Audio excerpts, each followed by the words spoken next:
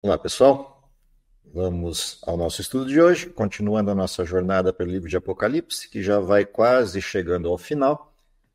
Hoje, um capítulo bastante tranquilo, bastante fácil, um capítulo quase que devocional, apesar de ter algumas descrições dentro do contexto da batalha e final, do conflito final entre Cristo e Satanás, mas o texto é quase que um texto devocional, no sentido da apresentação do resultado desse conflito. Portanto, um texto simples, um texto que não vai exigir tanto da gente, no sentido de aprofundamentos, mas igualmente um texto interessante de leitura por esse aspecto devocional. O texto do capítulo 19 é o fechamento de um ciclo. A gente vem desde o capítulo 13, observando um conflito direto, na verdade, desde o capítulo 12, observando um conflito direto entre Deus e Satanás, que se forma lá no capítulo 12, na luta do dragão contra o filho da mulher, no caso, Satanás e Cristo, em oposição, lá no capítulo 12. Depois, no capítulo 13, os poderes que, sendo utilizados pelo dragão, perseguem e atuam contra o povo de Deus na intenção de atacar a Deus. Depois, no capítulo 14, 15 e 16, a gente viu o crescimento, o recrudescimento desse processo até o desmascarar de Babilônia e, por fim, as pragas chegando como resultado da ira de Deus sobre aqueles que, de alguma forma, ou atacaram o seu povo ou atacaram a Deus. E aí chegamos no capítulo 17, o ápice disso, quando João é chamado para observar a destruição, o que vai acontecer no final da história com aquele poder, ou aquela, no caso lá representado por uma mulher, a grande meretriz, no capítulo 13, representado por uma grande besta que exerce poder sobre toda a terra. No capítulo 17, a gente é chamado a atenção para observar o fim dessa história, como é que essa meretriz seria destruída e receberia sobre ela os juízos de Deus, não só ela, mas todos os que com ela se corromperam. No capítulo 18, a gente dá um break nessa história e volta um pouquinho para observar algo que é importante dentro da cena, que é a separação do povo de Deus dos ímpios. E isso vai acontecer por um chamado embutido em um desmascarar de Babilônia. O anúncio da queda de Babilônia vem carreado com um chamado, que é: saiam dela, povo meu, para que não sejam participantes dos flagelos que sobre ela cairão. E ali a gente chegou no capítulo 17 e 18, no ápice desse conflito, e no 19 nós somos chamados a atenção para uma outra questão dentro do conflito, que é a parte mais agradável do processo, a vitória de Deus sobre o conflito. Essa é a essência do capítulo 19, é uma declaração explícita da vitória de Deus e da vitória dos santos sobre todo aquele projeto de engano implantado por Satanás, todo aquele projeto de conflito que vinha se processando na história humana ao longo de todo o desenho da história do pecado. Então, capítulo 19, vamos a ele para entender o que é esse processo de vitória. Quando a gente pensa nesse processo de vitória, quando a gente observa essa questão, a primeira questão interessante deste processo de vitória é que Jesus vai estar no centro dessa discussão, no centro dessa apresentação no livro de Apocalipse. Jesus abriu o livro de Apocalipse, se a gente vai ao capítulo 1, a descrição que João faz na visão que teve a respeito de Cristo, abre o livro. Ao longo do livro, várias vezes, a gente é chamado a atenção a observar o Cristo. E o capítulo 19 faz isso de forma enfática, trazendo Jesus como um grande cavaleiro e o vitorioso dessa história. O capítulo está dividido em blocos. O primeiro desses blocos, os versos de 1 a 4, trazem a amplitude dessa vitória, o que de fato estava em jogo e como essa vitória se processou. Os versos 5 em diante vão trazer toda a cena de glória, a cena de alegria, a cena de júbilo daqueles que foram salvos, daqueles que foram libertos, daqueles que foram vingados neste processo.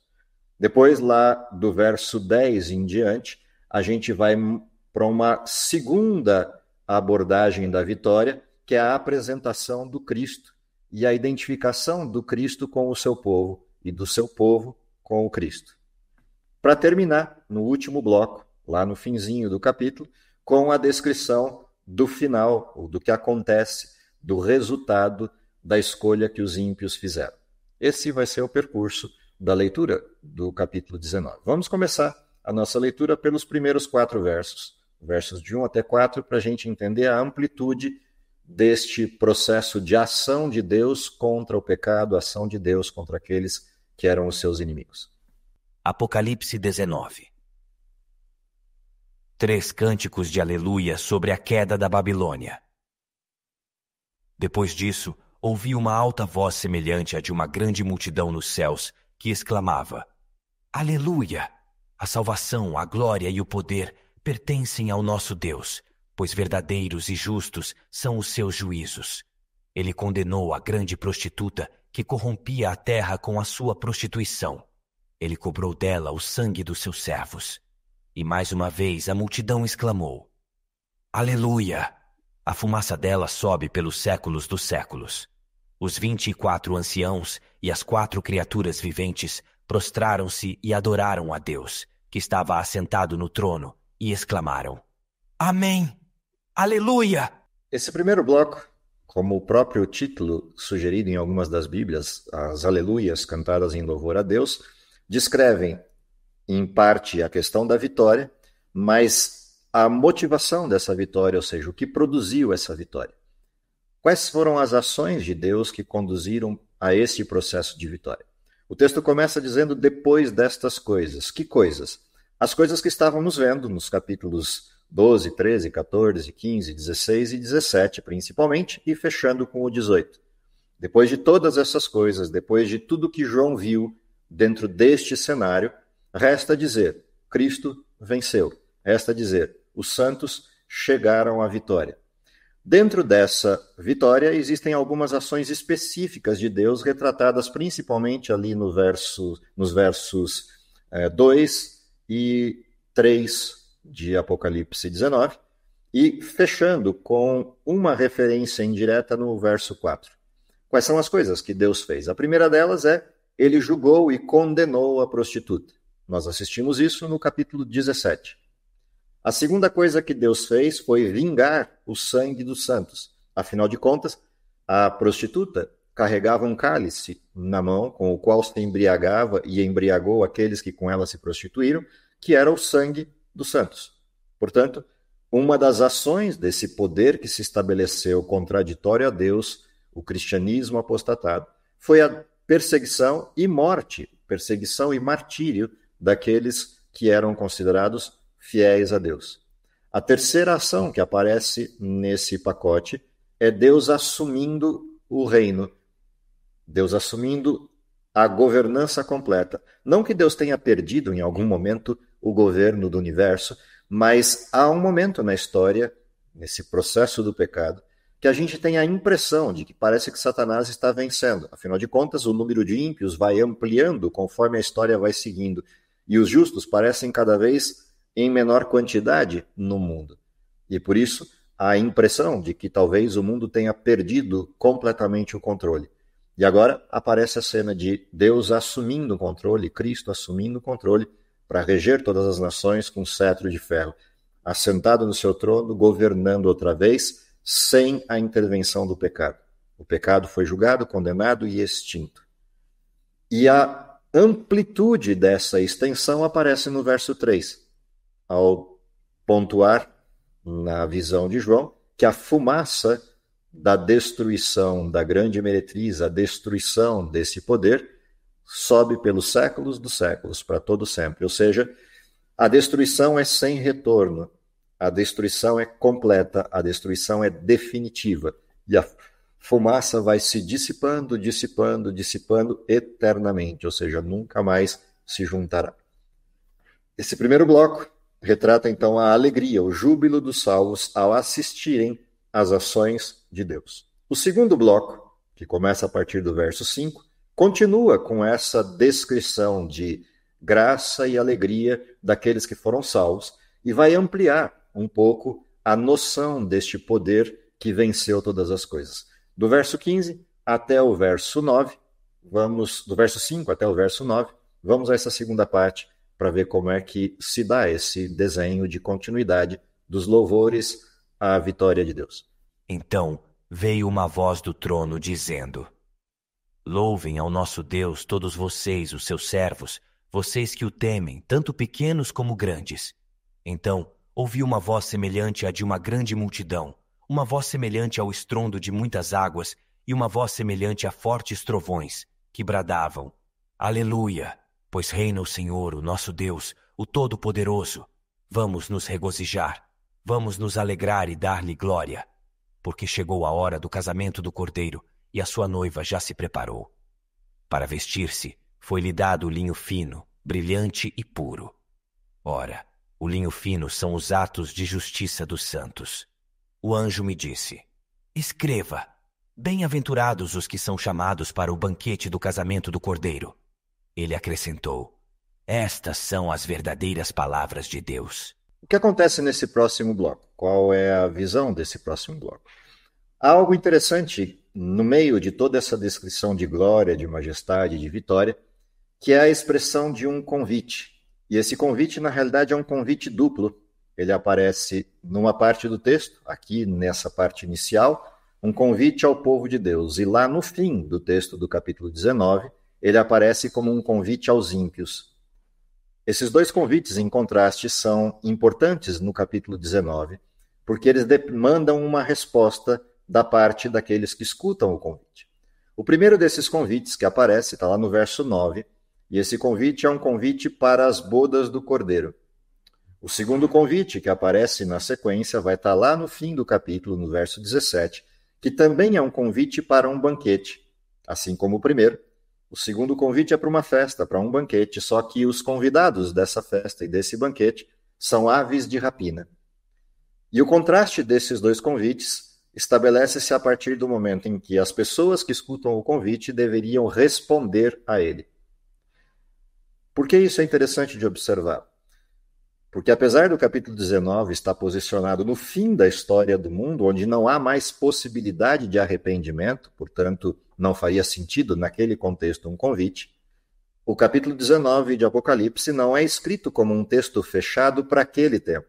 Ele é um texto aberto desde o momento em que foi escrito, ou seja, em todas as épocas da cristandade, desde o primeiro século até o fim da história, a humanidade é convidada a observar o conflito e responder a um desses dois convites: participar das bodas do Cordeiro e preparar-se para isso, ou participar do banquete das aves de rapina e, pela negligência, ser encontrado entre aqueles que estarão sofrendo neste momento da história.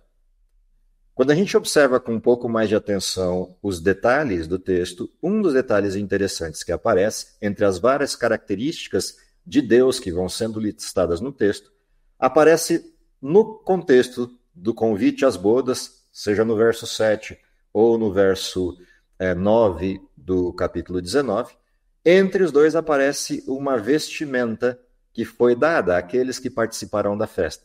E essa vestimenta que aparece ali são túnicas brancas, simbolizando a justiça dos santos.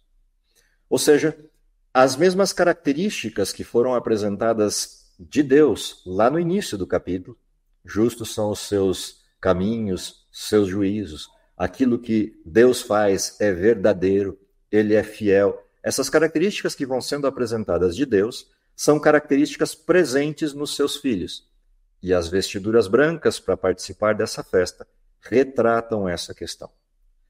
Por fim, depois que a gente observa essa sequência que descreve as bodas do Cordeiro, descreve a alegria desse momento e a vitória sobre os inimigos de Deus, o verso 10 nos direciona para uma outra questão.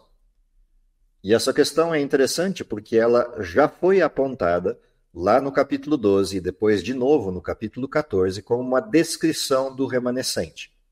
O verso 10 de Apocalipse 19 está no centro de toda essa discussão, é uma atitude de João, depois que ele vê toda essa alegria e júbilo da vitória do povo de Deus, João não se contém e ele se ajoelha num ato de gratidão e adoração àquele que está lhe dando essa notícia de que Cristo venceu e de que os santos foram salvos.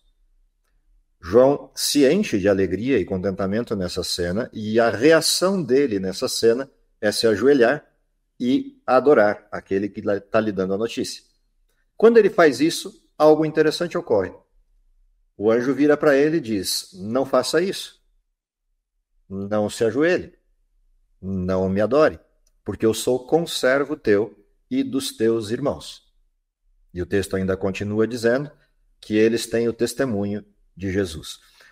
O que é importante nesse texto? Esse texto vai ligar-se com outras coisas que a gente já estudou no livro de Apocalipse, lá nos capítulos 12 e 14, na descrição do remanescente. O remanescente fiel, ou seja, o povo de Deus, era descrito com duas características no tempo do fim. Guardam os mandamentos de Deus e têm o testemunho de Jesus. Essas duas características do remanescente, a primeira delas era bastante óbvia. Guardam os mandamentos de Deus, e os mandamentos estão listados em vários textos da Bíblia, principalmente no Novo Testamento, de forma muito explícita, identificando esses mandamentos. Seja nas citações de Jesus nos Evangelhos, seja nas citações do apóstolo João nas cartas, principalmente a primeira carta de João. Ou Paulo, descrevendo as mesmas questões no livro de Romanos. O fato é que essa parte da identificação é relativamente simples. Mas a segunda parte sempre gera algum tipo de discussão, o que seria o testemunho de Jesus. E aqui no verso 10 do capítulo 19, ao responder a João e tentar levantar João para que ele não adore a um anjo, porque um anjo também é uma criatura e, portanto, não merece adoração, daí a expressão, sou conservo seu, ou seja, estou em pé de igualdade com você, nós dois temos uma missão e essa missão é relativa àquilo que Cristo nos deu para executar. A sequência é, ele diz, adora a Deus, pois o testemunho de Jesus é o espírito da profecia. E aqui aparece uma coisa importante na cena. Em todas as fases da história, em qualquer época que o povo de Deus necessitou de guia especial para suportar, para passar, para sobreviver às circunstâncias da história no conflito entre Deus e Satanás, Deus nunca deixou seu povo à deriva. Sempre enviou, a partir dos seus servos, a notícia, a informação, o conteúdo necessário para preparar-se para aquelas situações e para guiar o seu povo. E isso foi sempre feito à luz de profetas. E essa é a expressão que a gente encontra aqui relativamente ao remanescente no último tempo da história. Eles também não estariam sozinhos. Eles teriam o testemunho de Jesus, que é o espírito da profecia. Se a gente olhar outras referências bíblicas, apontam para essa mesma direção, porque a profecia nunca foi produzida por vontade de homem algum, mas os homens santos de Deus falaram inspirados pelo Espírito Santo. A própria abertura do livro de Apocalipse nos dá conta disso nos primeiros versos, de que Deus revelou aos seus servos, os profetas, as coisas que deveriam se suceder, as coisas que deveriam acontecer. Ou seja, os filhos de Deus sempre tiveram a guia do Espírito Santo a partir da mensagem profética para saber o que acontece. E o desfecho dessa história, ou seja, a vitória apresentada dos versos 1 a 9 do capítulo 19, demonstram isso. Aquilo que Deus disse que ia ocorrer, de fato aconteceu. Aquilo que Deus prometeu fazer, de fato fez. E por isso, resgatou seus filhos. E isso fecha essa primeira abordagem do capítulo 19. A segunda abordagem do capítulo 19, ou seja, os outros dois textos, então os dois primeiros blocos, declaravam a glória de Deus e os juízos sobre a Babilônia, e em segundo bloco, a glória de Deus e o convite às bodas do Cordeiro àqueles que são chamados seus filhos. O verso 10 é o verso de interligação, o intermediário desses 4 blocos, os dois primeiros e os dois últimos.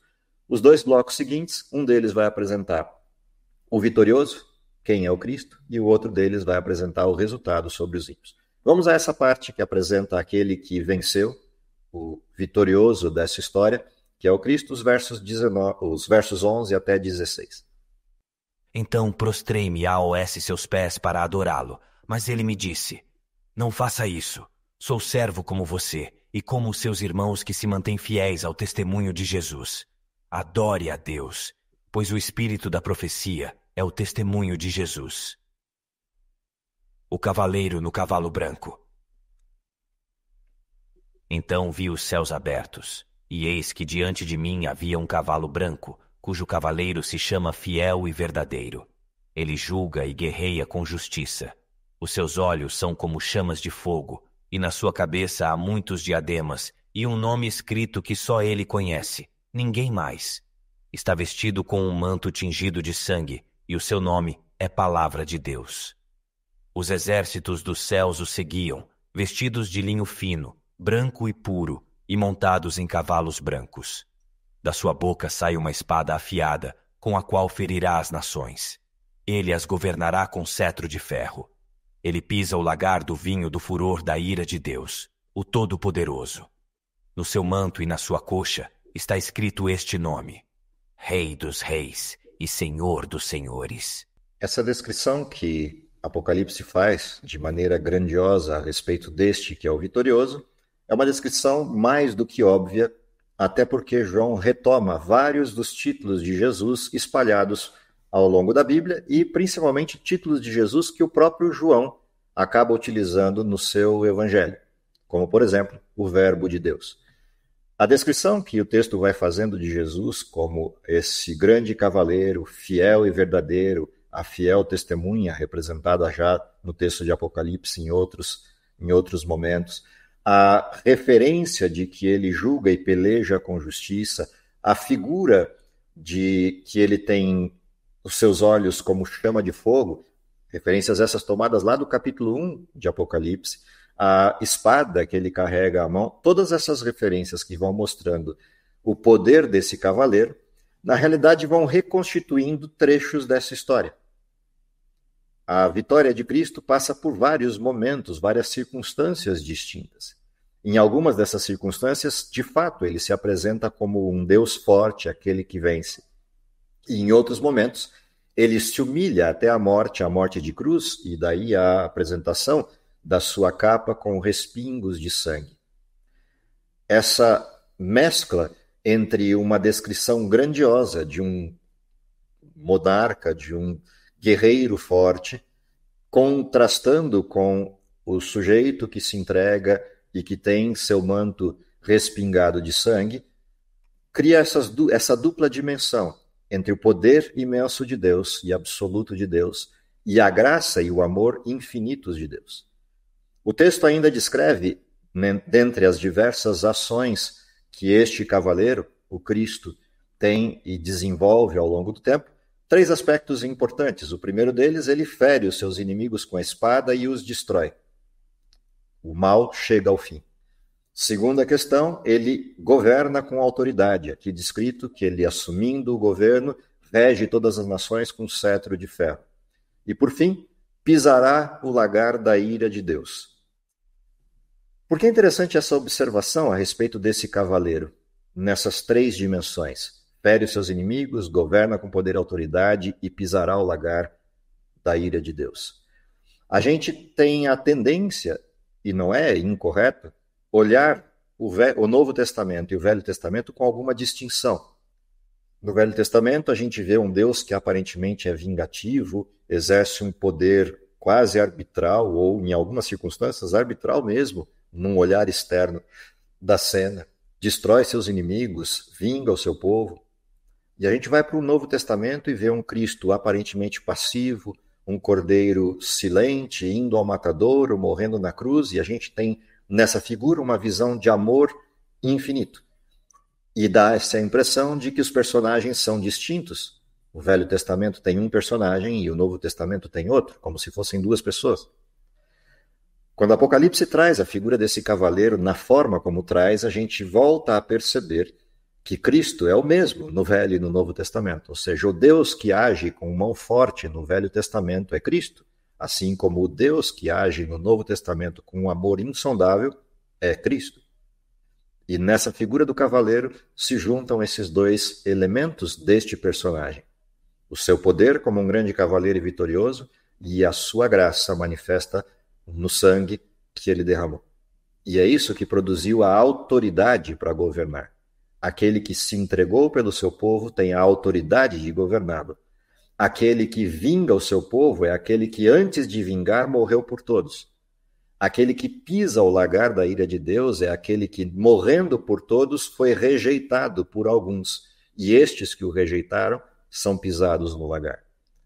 E é importante observar esses dois aspectos que João traz no texto de Apocalipse a respeito de Jesus. E isso fecha essa descrição grandiosa que é feita deste cavaleiro.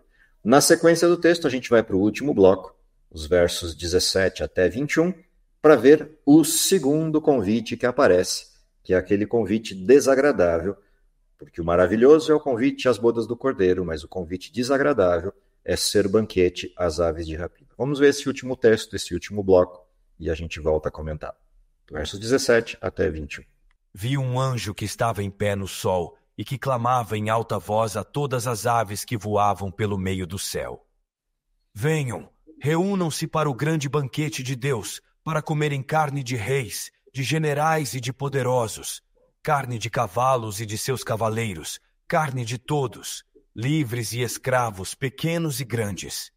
Então vi a besta, os reis da terra e os seus exércitos reunidos para guerrearem contra aquele que está montado no cavalo e contra o seu exército.